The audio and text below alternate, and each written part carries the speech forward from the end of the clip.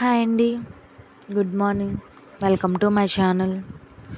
ప్రతి శుక్రవారం తప్పనిసరిగా చేసుకునే కొన్ని పనులు. శుక్రవారం మార్నింగే లేచి ఇంటిని నీట్గా శుభ్రం చేసుకుంటాను. శుభ్రం చేసుకున్న తర్వాత దేవుడి గదిని కూడా దేవుడి మందిరాన్ని కూడా నీట్గా పసుపు కుంకుమలతోటి బొట్లు పెట్టుకొని అలంకరించుకుంటాను. అలంకరించుకున్న తరువాత దేవుడి ఫోటోల్ని తడి క్లాత్ తోటి శుభ్రంగా తుడుచుకొని ఫోటోలకి పసుపు కుంకుమ చందనంతో బొట్లు పెట్టుకొని దేవుడి మందిరంలో పెట్టుకొని పూజకి సిద్ధం చేసుకుంటాను. సిద్ధం చేసుకున్న తర్వాత మనం గడపని గౌరీదేవిగా భావిస్తాం కాబట్టి, లక్ష్మీదేవిగా భావిస్తాం కాబట్టి గడపకి పసుపు కుంకుమ రాసి బొట్లు పెట్టి గుమ్మానికి ఇరువైపులా ముగ్గు పెట్టి పసుపు కుంకుమతో బొట్లు పెడతాను. ఏ ఇంటి ముందైతే ముగ్గు వేసుకొని పసుపు కుంకుమతో ఉంటుందో, పచ్చగా ఉంటుందో ఆ ఇంట్లోకి అమ్మవారు ఉంటుందని భావిస్తాను. ఆ ఇంట్లో అందువల్ల నేను పసుపు కుంకుమతో ముగ్గులు పెట్టుకొని ప్రతి శుక్రవారం అలంకరించుకుంటాను.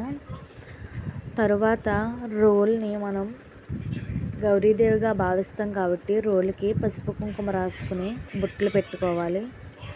పెట్టుకుని పువ్వులతో పూజ చేసుకోవాలి.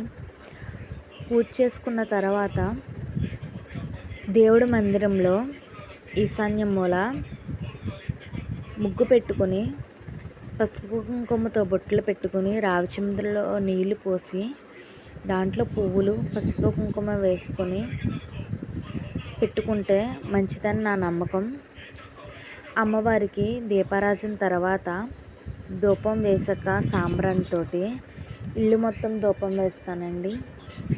ఎందుకంటే ఇంట్లో ఉన్న నెగిటివ్ ఎనర్జీ పోయి ఇల్లు మొత్తం మంగళకరంగా ఉంటుందని సాంబ్రాణి పొగతో ఇల్లు మొత్తం ధూపం వేసిన తర్వాత నేను అమ్మవారికి దండం పెట్టుకుంటాను.